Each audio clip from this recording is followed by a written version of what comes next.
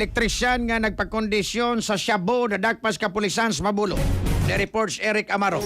XFM Police Report. Police Report. Katarpang Eric, mga kaigalaan, nagpakondisyon ng taning duha pa doong sa trabaho, pinagispagsuyop sa buhay swerte kay na prison naman hinuuni sa Cerdas Mabolo. Ang dinakpan Katarpang Eric, managsilingan na po ni, nadakpan ni karon lagi og hapon sa itong mga operatiba sa naasusab nga istasyon sa kapulisan.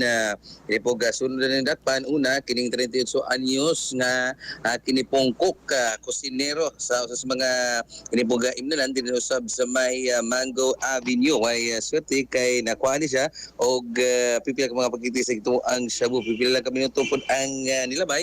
Dalakpan po ning usa ka elektrisyan, no?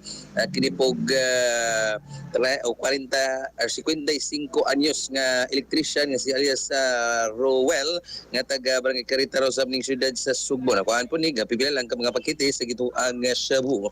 Kaso nga paghupot o kalapasan section 11 article to RA 9165 o Comprehensive Dangerous Drugs Act of 2002 ang gihikay na batok sa moong mga dinakpan. So far katurang Eric, mga kiglaan manatog balitang ng hipos ko kapuna dis may Babol Police Station mga katropa. Basta kape disgutan kape nga humot lami sustansyado ba?